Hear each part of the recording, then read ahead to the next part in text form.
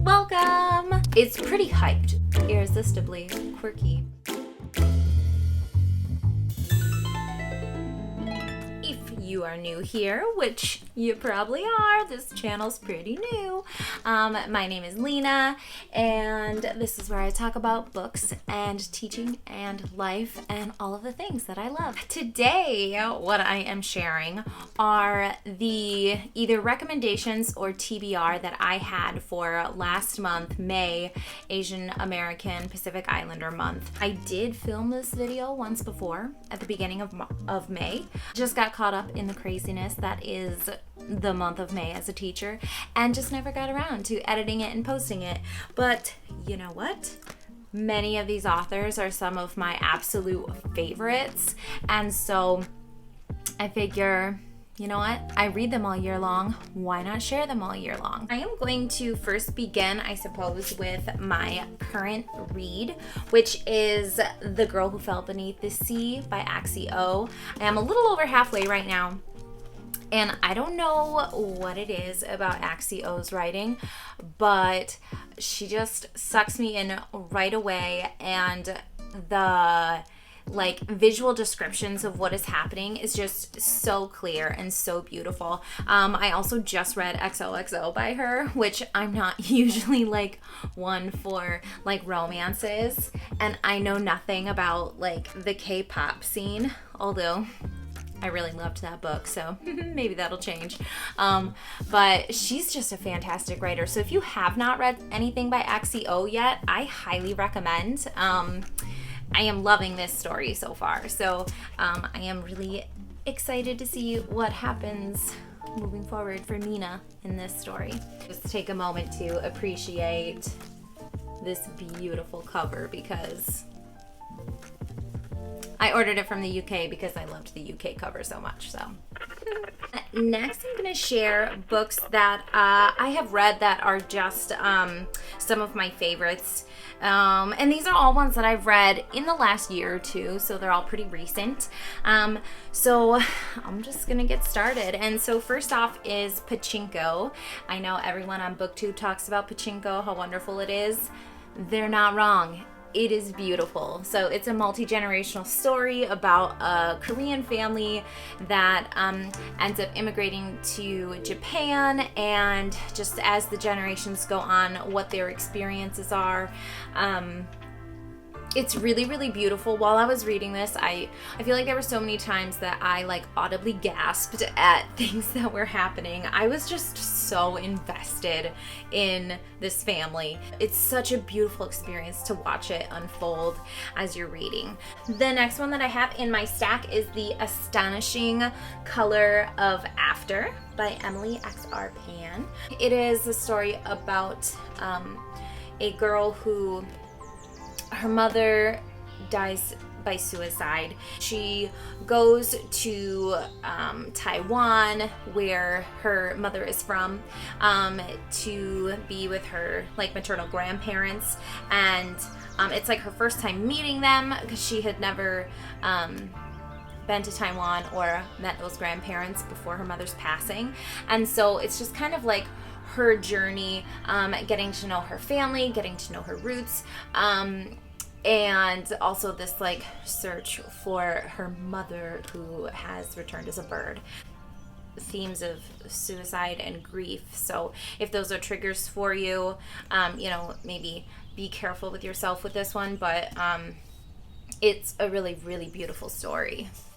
Next is Little Fires Everywhere by Celeste Ng. I read this for Allison Page's book club. It's pretty hyped. I had a really good time reading this book. The way that Celeste Ng writes just really was able to draw me in and get me invested in them and what was happening for them, and it was just a really interesting look at family dynamics and how political views and positions on certain really difficult topics, what that does to a family. And I think more than ever this is really relatable for families. Yeah, Celeste Ng is a fantastic writer. I'm looking forward to reading more from her.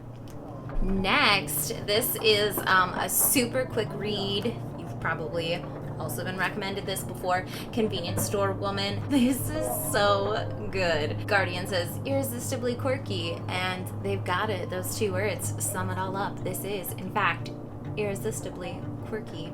Keiko, the main character, she's neurodivergent, 30-something woman working in a convenience store.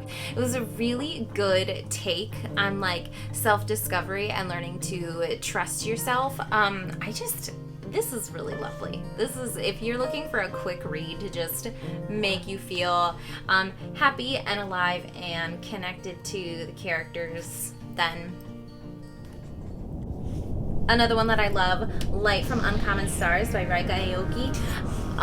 This is like everything. Like a space adventure, there's aliens, there's a donut shop, there is classical music, violinists, deals with the devil. Like it's just got it all. The main character that it's following is a trans woman, and I really loved watching her journey. There are a lot of pieces to this story. There's a lot going on. But if you take your time to, like slow down and go through it, oh my gosh, what an adventure. I really like this. Next is Kazuo Ishiguro, Clara and the Sun. This is his most recent book. Loved it. I thought it was wonderful.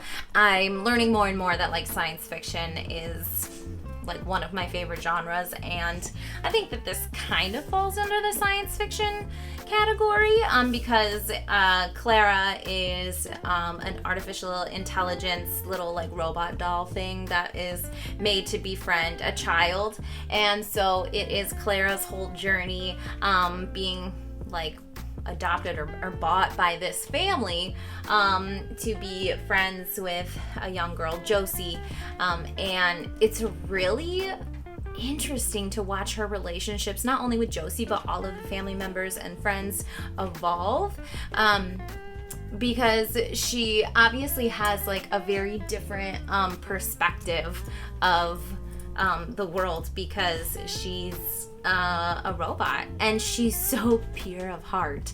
I loved her, and I basically love anything that has a connection to the sun, and the personification of the sun in this story was really, really beautiful to me. So I enjoyed every bit of it. So yeah, angle might be slightly different now, but that's okay. Now the books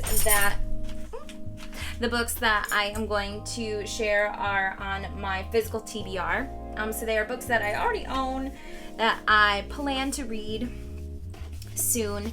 And so the first one is How High We Go in the Dark by Sequoia Nagamatsu. So this has to do with like a plague from a long time ago that comes back, and how that is affecting humanity and like the human spirit, I believe. I haven't read it yet, so this is just what I feel like I've heard people say, but I've heard like wonderful things about this book, and so I am really excited to jump into this one. And the cover is so beautiful. The next one is A Magic Steeped in Poison. This is a young adult. I think it's like a young girl who makes tea. She like accidentally poisons her mother by one of the teas that she makes. And it's based in Chinese mythology. So I am really excited to read this and see what this is all about, because it sounds so interesting. The next one is a book that people are talking about all the time, Daughter of the Moon Goddess by Sulin Tan. I have not read this yet. This was another one that I ordered from the UK because I loved this cover.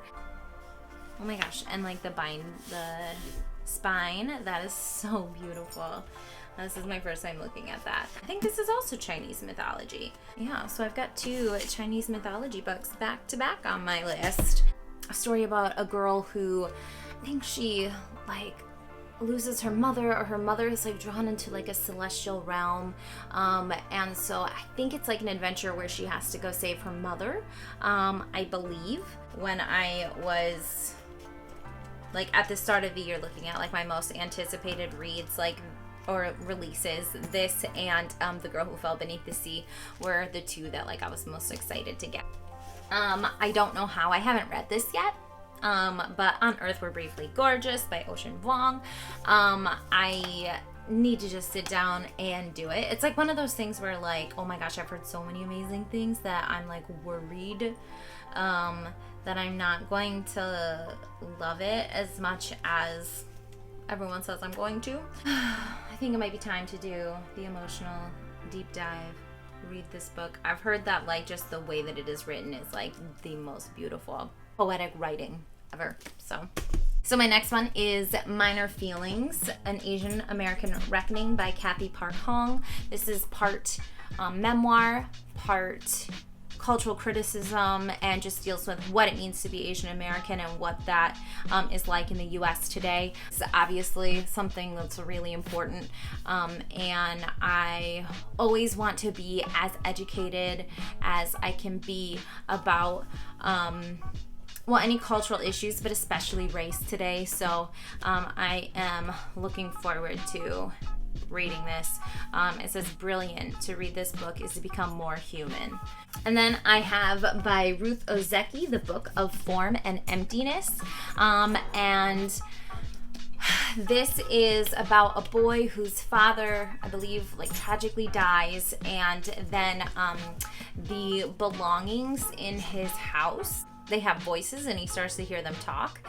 And so I'm really interested to read this book, like see that relationship between like human and thing. And this author, I believe, Ruth Ozeki, I believe that she's a Zen Buddhist monk, does it say? A Zen Buddhist priest. And so I am really excited to read her take on this relationship between like people and things, because you know, one of the main beliefs in Buddhism is non-possession and not being attached to things. And I just think this cover is so beautiful. This has been one of my most anticipated reads of the year as well. So the only other books in my stack, I have just like a little collection of more books by Kazuo Ishiguro, because I loved Clara and the Sun so much, and I love the UK covers, so I am trying to collect them. But Never Let Me Go, The Remains of the Day, The Buried Giant, When We Were Orphans, and An Artist of the Floating World. I think that he is probably one of my favorite authors. I just love the way that he writes, so beautiful. So I am very excited. Those are either my TBR or my recommendations. I am excited to continue reading The Girl Who Fell Beneath the Sea and vlogging that and keeping you up to date on that experience. But I would love if you would comment below with if you have read any of these books, if any of these are your favorites, if any of them are on your physical TBR. And I look forward to seeing you next time.